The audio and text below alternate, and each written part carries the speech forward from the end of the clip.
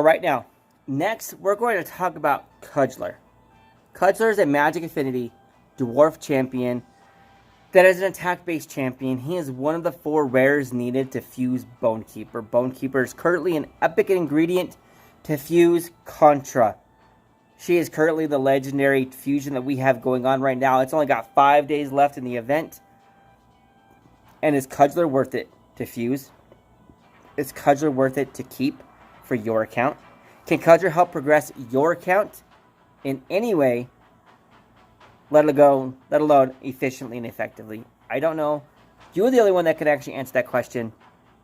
Let's get into his kit, and let's find out whether or not he can. His A1 attacks one enemy 2 times, has an additional 30% chance of inflicting a critical hit if the target is under a decreased defense debuff.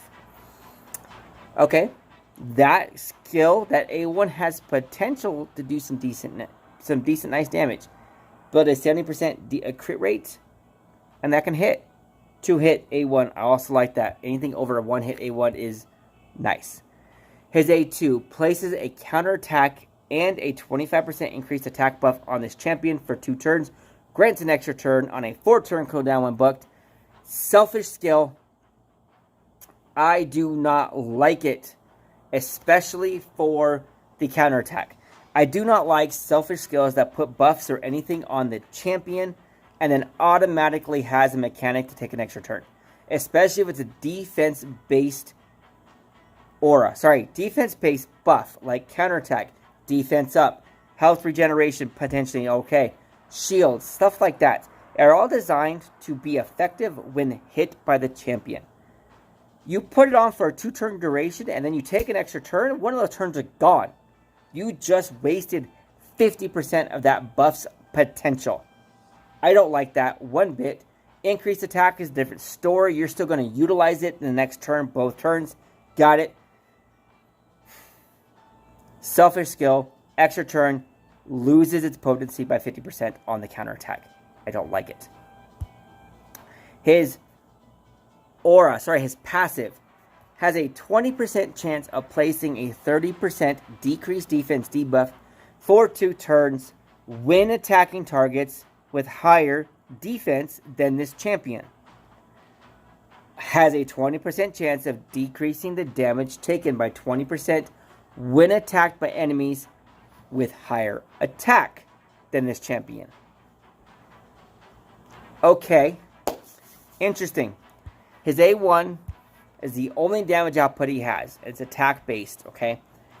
So, and if the target that he's attacking is under decreased defense, he has a 30% chance of increasing his crit rate. Okay, so 70% crit rate. Targets under defense, down debuff, and you 100% crit rate against him. You're going to create 2 hits.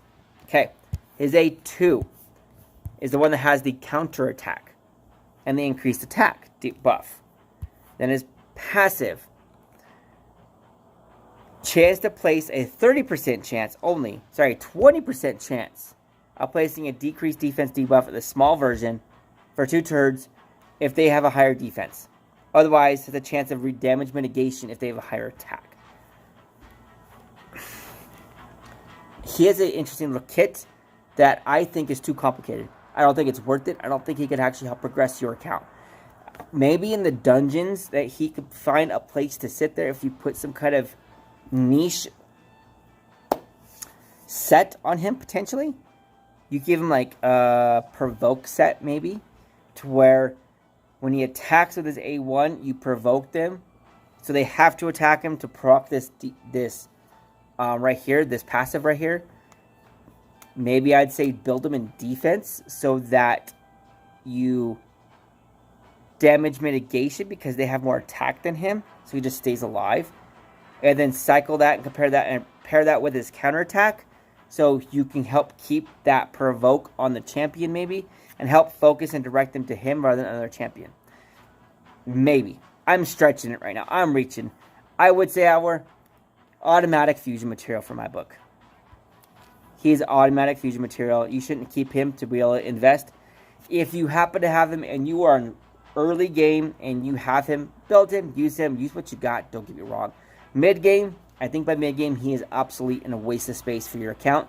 My opinion, however, you're the only one that can make that call. You take a look at your roster and you let me know. You find out if he is worth it or not. You look into it. Take him what he's got. If you can build him out to do some cool stuff, by all means, let me know down in the comments down below. I would love to hear about somebody using a Cudgeler effectively, actually building up their account and improving their account, not just taking up space. I would love to see it. But that's all for the rare champions. Next step is to actually fuse Bonekeeper, the epic Force Affinity champion, 1 of 3 for Kantra. Go click that link on the other side of the video screen. In that video, we're going to fuse Bonekeeper. We're going to talk and recap her about it again, and we're going to get into it. I'll see you there.